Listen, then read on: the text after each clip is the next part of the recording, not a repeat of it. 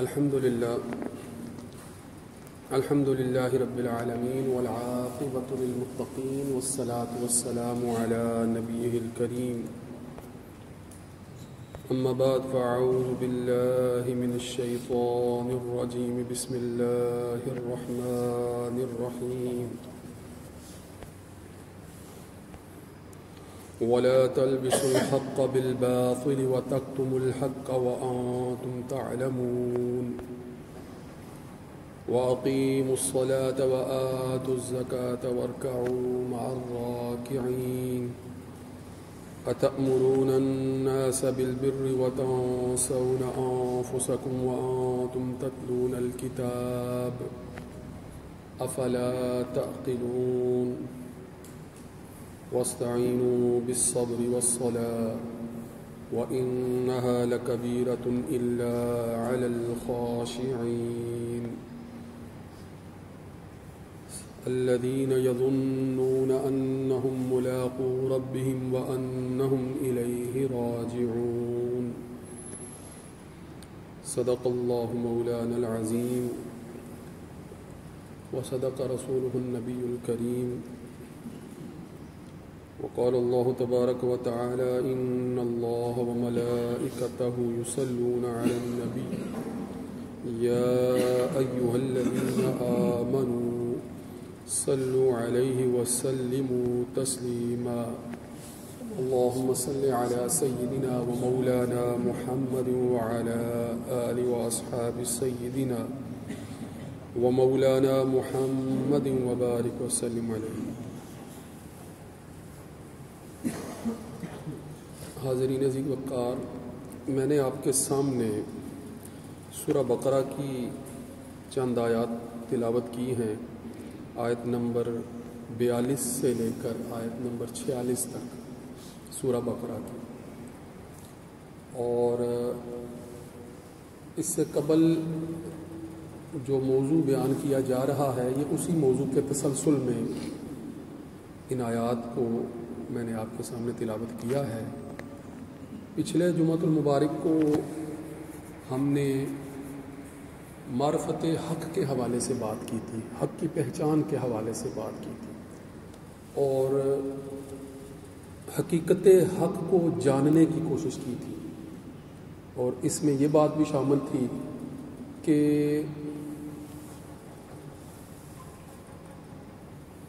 جو اس دنیا کے اندر ہمارا دنیاوی زندگی جو کہ دارالعمل ہے، دارالجزا نہیں ہے، دنیا دار فانی ہے، دارالعمل ہے، جو اعمال اس دنیا میں کیے جائیں گے ان کا بدلہ حقیقت میں جو ان کا بدلہ بنتا ہے وہ اس دنیا میں مکمل طور پر کئی پہلو ایسے ہیں کہ ادا ہی نہیں کیا جا سکتا، اور اگر کچھ بدلہ صحیح معنوں میں ہو سکتا ہے تو وہ آخرت کی زندگی میں ہی ادا کیا جا سکتا ہے۔ دنیاوی زندگی کے اندر آزمائش اسی بات کے اندر مضمر ہے کہ آپ دنیا کے اندر کس چیز کے ساتھ وابستہ رہے ہیں، حق کے ساتھ وابستہ رہے ہیں یا باطل کے ساتھ جڑے ہوئے ہیں، حق کے ساتھ وابستہ رہے ہیں یا باطل کے ساتھ جڑے ہوئے ہیں۔ اور موجودہ دور کے اندر، جدید دور کے اندر تو معرفت حق ہی بڑا سب سے بنیادی مسئلہ ہے کہ حق اور حقیقت کی پہچان ہی آسان نہیں رہ گئی ہے جدید دور کے اندر،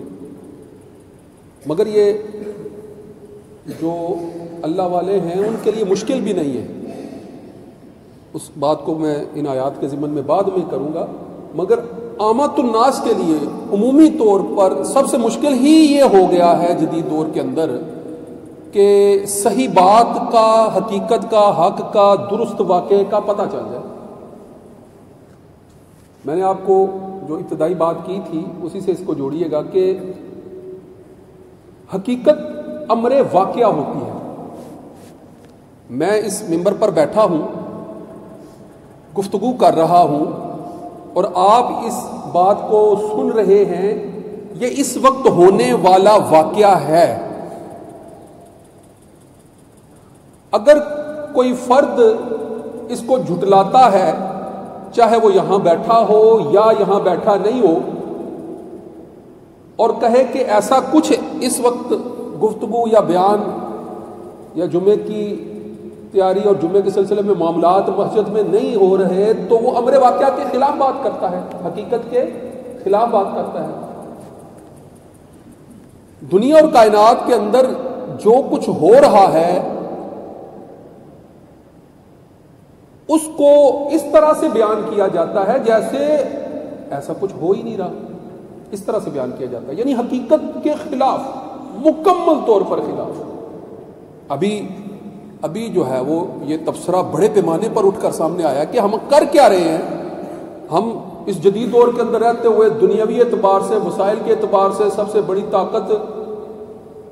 جو ہے وہ دنیاوی اعتبار سے یہی سمجھ رہے ہیں نا کہ امریکہ بڑی طاقت ہے اور وہ سپر پاور ہے اور اس کے انتخابات ہو رہے ہیں، یہی بات کر رہے تھے نا۔ آج کل سیاسی بات تو یہی ہو رہی ہے، ہر طرف جو ہے وہ یہی چرچا ہے، اور بات اب یہ بھی کر رہے ہیں ساتھ سمجھتے ہوئے کہ بھائی جس بات کو بار بار بتایا جا رہا تھا، جس بات کو بار بار پھیلایا جا رہا تھا، جس چیز کو جو ہے وہ نظر انداز کیا جا رہا تھا، جب حقیقت کھل کے سامنے آئی تو وہ اس کے برخلاف تھی۔ میڈیا جس کا چرچا کر رہا تھا، سوشل میڈیا جس کے گن گا رہا تھا، جس پر جو ہے وہ بات کرنے کے لیے جو ہے وہ کوئی تیار نہیں ہوتا تھا اور جس پر بات کرنے کے لیے تیار ہوتا تھا، واضح تھا کہ کس کی حکومت آئے گی، مگر جب حکومت آئی تو ویسا نہیں ہوا۔ ہمارے ملک میں بھی جو ہے وہ اس طرح کے بہت سے معاملات سے یعنی جملہ میں یہ بات آپ کے سامنے دہرا رہا ہوں کہ حقیقت ہوتا ہے، من حیث المجموع دنیا کو سے باخبر رکھا جا رہا ہوتا ہے اور دنیا کو وہ بات حقیقت کے طور پر تسلیم کروانے کی کوشش کی جا رہی ہوتی ہے جو امر واقعہ کے خلاف ہوتی ہے، حقیقت کے خلاف ہوتی ہے۔ اس سے ہوتا کیا ہے کہ لوگ باطل کے ساتھ جڑ جاتے ہیں، حق جو ہے وہ فراموش ہو جاتا ہے، باطل کے ساتھ لوگ جڑنا شروع ہو جاتے ہیں۔ اگر جدید دنیا اسلام کی بات کریں، جدید دنیا اسلام 59-60 کے قریب جو ہے وہ اسلامی ممالک ہیں، اس وقت 150 کے قریب جو پوری دنیا کے ممالک میں اس وقت دنیا تقسیم ہے، اس میں اسلامی حکومت ہونے کا، اسلامی ریاست ہونے کا دعویٰ کرنے والے تقریباً 59 یا 60 ممالک ہیں کہ جو کسی نہ کسی انداز سے اسلامی جمہوریہ یا اسلامی یا امارت یا امارات اسلامیہ یہ الفاظ استعمال کرتے ہیں اور اپنے آپ کو اسلامی ملک کے طور پر پیش کرتے ہیں۔ اتنی بڑی طاقت ہے، اور اسلامی آرگنائزیشن OIC کے تحت وہ آپس میں ایک دوسرے ساتھ مربوط بھی ہیں، کسی حد تک جڑے ہوئے ہیں، اور کہتے ہیں کہ یہ بات جو امت مسلمہ کے مفاد کی ہوگی اس فورم سے، اس پلیٹ فارم سے کی جائے گی، اور اس پلیٹ فارم کے ذریعے سے جو ہے وہ آواز کو متحد اور یکجا طور پر جو ہے وہ کیا جائے گا۔ مگر ہو کیا رہا ہے، اس کے اوپر بھی غور کر لینا چاہیے۔ ہو یہ رہا ہے کہ حقیقت میں جو خبر ہے کہ مسلم دنیا پر بالخصوص فلسطین اور غزہ پر جو مظالم ڈھائے جا رہے ہیں، وہ خبر تک ہی پوری دنیا تک پہنچنے نہیں دی جا رہی۔ حقیقت کیا ہے؟ فرضی اعداد و شمار دیے جا رہے ہیں کہ 40,000 45,000 اتنی جو ہے وہ شہادتیں ہو گئی ہیں، فرضی اعداد و شمار۔ حقیقت میں کتنی ہے کسی کو کوئی حقیقت میں کون سے گھر ملیا میٹ ہو چکے ہیں، کون سے جو ہے وہ علاقے جو ہے وہ تباہ و برباد ہو چکے ہیں، کن علاقوں کی جو ہے وہ حالت زار اب دیکھنے کے قابل نہیں رہ گئی، یا ہمارے تک اس کی کوئی خبر نہیں۔ ہم جن تیز ترین خبر کے ذرائع کو آج اپنے لیے ایک ریاست کے ستون کے طور پر سمجھ رہے ہوتے ہیں، اسی کے ذریعے سے ہمیں بتایا نہیں جا رہا۔ مثلا میڈیا جو ہے وہ 5ویں رکن ریاست کے طور پر بیان کیا جا رہا ہوتا ہے۔ ریاست کے پہلے 4 ارکان بیان کیے جا رہے ہوتے تھے، اور ریاست کو قائم کرنے کے لیے، ریاست کو کھڑا رکھنے کے لیے جو ہے وہ اب کہا جا رہا ہوتا ہے کہ میڈیا بھی جو ہے وہ 5واں ستون ہے، 5واں رکن ہے۔ اس کے بغیر بھی جو ہے یہ جو پروپیگنڈا مشینیں دن رات کام کر رہی ہوتی ہیں، اس کے بغیر جو ہے وہ اب حکومتیں بھی سٹیبل نہیں رہ سکتی۔ مگر آپ نے دیکھ لیا کہ پروپیگنڈا کچھ ہو رہا تھا، نتائج کچھ ہو رہا، شہادتوں کی تعداد کچھ اور ہے، اعداد و شمار کچھ اور آ رہے ہیں، مقابلے کی نوعیت کچھ اور ہے، اور مقابلے ہو کیسے رہے ہیں، نقصان ہو کس طرح رہا ہے، کس کا رہا ہے، بیان کچھ اور کیا جا رہا ہے۔ اب جتنے بھی اسلامی ممالک ہیں اور جتنے بھی ان کے سربراہان ہیں، چاہے وہ اجتماعی اسلامی امارات کی متحدہ نمائندہ OIC کے رکن ہیں، وہاں پر بھی بیٹھے وہ انہی اعداد و شمار پر بات کر رہے ہیں۔ جو چیز حقیقت ہے ہی نہیں، غور کریں ذرا اس بات پر، جو چیز حقیقت ہے ہی نہیں، جو چیز امر واقعہ ہے ہی نہیں، جس کے اعداد و شمار آپ کے پاس ہیں ہی نہیں، جو آپ کے سامنے بیان ہی نہیں ہو رہی، آپ اس پر جو ہے وہ گھنٹوں بحث کرتے رہیں، آپ باطل بات، باطل تصورات، باطل نظریات پر گھنٹوں بیٹھ کر باتیں کرتے رہیں، نتیجہ تو باطل ہی نکلے گا۔ ایک چیز حقیقت میں ہے ہی نہیں، اس پر جو ہے وہ تصوراتی طور پر گفتگویں کی جا رہی ہیں، بحث پر بحثیں کیے جا رہے ہیں، وہ ہے ہی نہیں حقیقت، وہ حقیقت ہے ہی نہیں۔ آپ کو پتہ ہی نہیں کہ آپ کے ساتھ کون سے مظالم ڈھائے جا رہے ہیں، آپ کو پتہ ہی نہیں کہ آپ کے ساتھ کون سی زیادتیاں کی جا رہی ہیں، آپ کو پتہ ہی نہیں ہے کہ آپ کے کون سے حقوق سلب کر لیے گئے ہیں۔ آپ کو جو ہے وہ ایک آلہ پکڑا دیا گیا ہے، اور اس آلے کے اوپر جو ہے وہ دن رات آپ کے 24 گھنٹے جو ہے وہ صرف ہو رہے ہیں، اور آپ کے دماغ میں ایسی غیر مربوط، غیر ضروری اور غیر جو ہے وہ نتیجہ خیز معلومات مسلسل بھری جا رہی ہیں، آپ نہ چاہتے ہوئے بھی باطل کے ساتھ ایسے جڑے ہوئے ہیں کہ آپ اس کو ہی حقیقت سمجھ رہے ہیں۔ اب آپ اس میں جتنا مرضی وقت گزاریں، نتیجہ تو زیرو ہی نکلے گا۔ 0 جمع 0 برابر ہے 0 ہی آئے گا، 0 میں 0 ایڈ ہوتا چلا جائے۔ غیر ضروری معلومات میں، غیر ضروری باتوں میں، غیر حقیقی باتوں میں جتنی مرضی اور غیر حقیقی باتیں شامل کر لیں، غیر حقیقی ہی رہیں گی۔ اسی کو اگر قرآنی اصطلاح میں دیکھا جائے تو تلبیس کہتے ہیں، تلبیس حق، تلبیس حق۔ اور قرآن مجید کے اندر جو میں نے آیت پڑھی اس میں پہلا لفظ یہ استعمال ہوا کہ وَلَا تَلْبِسُوا الْحَقَّ بِالْبَاطِلِ، وَلَا تَلْبِسُوا الْحَقَّ بِالْبَاطِلِ، یعنی حق کو باطل کے ساتھ خلط ملط نہ کرو۔ اشارہ تو ہے، پتہ تو ہے کہ حالات فلسطین میں خراب ہیں، مگر ان کی حقیقت کیا ہے اس کا کوئی پتہ نہیں۔ اتنا تو حق ہے، اتنا تو امر واقعہ کا پتہ ہے کہ وہاں جنگ ہو رہی ہے، وہاں حالات نازک ہے، وہاں لوگوں کے سامنے جو ہے وہ، لوگوں کے ساتھ جو ہے وہ زیادتیاں ہو رہی ہیں، حقوق سلب ہو رہے ہیں، ان کی جانیں جو ہے وہ جا رہی ہیں، اتنا تو پتہ ہے، اور اس پر کچھ رد عمل بھی ہے کہ ایسا نہیں ہونا چاہیے۔ مگر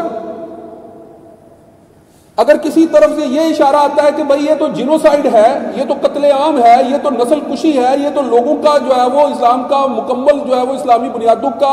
اسلامی سرزمینوں سے خاتمہ ہے، نہیں ایسی تو کوئی بات نہیں ہے، بات یہ کریں گے نہیں ایسا تو ہو ہی نہیں سکتا، ایسی تو کوئی بات نہیں۔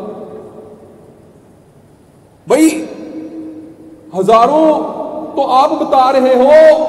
جو سرکاری فگرز ہیں ان کے انداز میں جو ہے وہ بات کر رہے ہو، مگر حقیقت کیا ہے یہ تو پتہ ہی نہیں ہے کہ وہ لاکھوں ہیں یا کئی لاکھ ہیں، وہ کتنے ہزاروں اور لاکھوں سے بڑے۔ یہ تو کبھی جو ہے وہ وقت کا دھارا تبدیل ہوگا، کبھی حالات جو ہے وہ دوبارہ جو ہے وہ سامنے آئیں گے، مورخین جو ہے وہ حقیقت میں جا کر وہاں کے مشاہدات کریں گے، وہ جو ہے وہ نقصانات کا تخمینہ لگائیں گے، تو پھر کبھی کھل کر بات سامنے آئے گی۔ اس وقت تو بہت وقت گزر چکا ہوگا، ابھی تو کچھ بھی معلوم نہیں ہے۔ اور یہ یاد رکھیے گا کہ یہ وَلَا تَلْبِسُوا الْحَقَّ بِالْبَاطِلِ سورہ بقرہ کے اندر یہ آیت جو ہے وہ براہ راست بنی اسرائیل ہی کے طرز عمل کے طور پر بیان کی گئی ہے، یہ کوئی اب کی بات نہیں ہے۔ سورہ بقرہ کے اس رکوع، 5ویں رکوع کا آغاز ہی جو ہے وہ اسی بات سے ہو رہا ہے کہ یا بنی اسرائیل اذکروا نعمتی التی انعمت علیکم، کیا بنی اسرائیل ان نعمتوں کو یاد کرو جو ہم نے تم پر کی تھی، انہی سے تو ذکر ہو رہا ہے، انہی سے تو آغاز ہو رہا ہے۔ اور پھر رکوع کے اس حصے میں یعنی آیت نمبر 42 میں یہی تو کہا جا رہا ہے کہ جو تم کرتے ہو وہ نہ کرو، حق کو باطل کے ساتھ خلط ملط نہ کرو، وَلَا تَلْبِسُوا الْحَقَّ بِالْبَاطِلِ وَلَا تَكْتُمُوا الْحَقَّ، اور حق کو چھپاؤ نہیں، وَأَنْتُمْ تَعْلَمُونَ، اور تم جانتے بوجھتے ایسا کر رہے ہوتے ہو۔ یہ نہیں ہے کہ حقیقت کو پہچانتے نہیں ہیں، یہ نہیں ہے کہ حقیقت کو جانتے نہیں ہیں، یہ نہیں ہے کہ حق سے بے خبر ہیں، مگر حق کی جو ہے وہ بالادستی کو قبول کرنے کے لیے تیار نہیں ہے اور حق کو اپنے تئیں حق بنا لیا ہے، ویسا حق جیسا وہ خواہش کرتے ہیں، جو حقیقت ہے اس کو نظر انداز کرتے ہیں. جب ایسا کرتے ہیں تو اس میں سب سے بڑی اعلی کار جو چیز بن رہی ہوتی ہے وہ یہی ہوتی ہے کہ حق اور باطل کو ایسا خلط ملط کر کے اس کو اس قدر بڑے پیمانے پر جو ہے وہ لوگوں کے درمیان پھیلا دیا جائے کہ وہ حقیقت تک کبھی پہنچ ہی نہ سکے، اور جب پہنچے بھی تو وقت گزر چکا ہو. مثلا اللہ تعالیٰ نے بنی اسرائیل پر بے شمار انعامات کیے تھے. کون سی جو ہے وہ نعمتیں ان پر جو ہے وہ نشاور نہیں کی تھی. جنت سے جو ہے وہ من و سلوہ جو ہے وہ ان کے لیے جو ہے وہ کھانے کے لیے آیا کرتا تھا. اسی طرح جو ہے وہ موت سے دوبارہ ان کو زندہ کر دیا گیا. اسی طرح جو ہے وہ جس طرح کی انہوں نے خواہش کی، فرعون جو کہ ان کی عورتوں کو زندہ رکھتا تھا اور ان کے جو ہے وہ مردوں کو، بیٹوں کو جو ہے وہ ہلاک کر دیا کرتا تھا، ان کے عذاب سے جو ہے وہ نجات دلائی. ان کو شہری زندگی کا شوق تھا، جو ہے وہ گھریلو کھانے کی خواہش ہوئی، اس کو پورا کر دیا گیا. مگر اس کے باوجود اگر حضرت موسیٰ علیہ السلام تورات حاصل کرنے کے لیے کچھ عرصہ کے لیے کوہ طور کی طرف جاتے ہیں تو یہ پیچھے سے اسی بچڑے کی پوجا کے اندر جو ہے وہ پھر مبتلا ہو جاتے ہیں. اور قرآن ان کے متعلق کہتا ہے کہ وہ شرب العجلہ، یعنی بچڑے کی محبت ان کے اندر جیسے گھول کر پلا دی گئی ہے، ایسا ان کا طرز عمل ہوتا تھا. اور جب ان کو کہا گیا تھا کہ گائے ذبح کرو تو یہ لیت و لال سے کام رہے تھے. یہ کبھی کہتے تھے کہ اس کا رنگ کیسا ہو، وہ دکھتی کیسی ہو،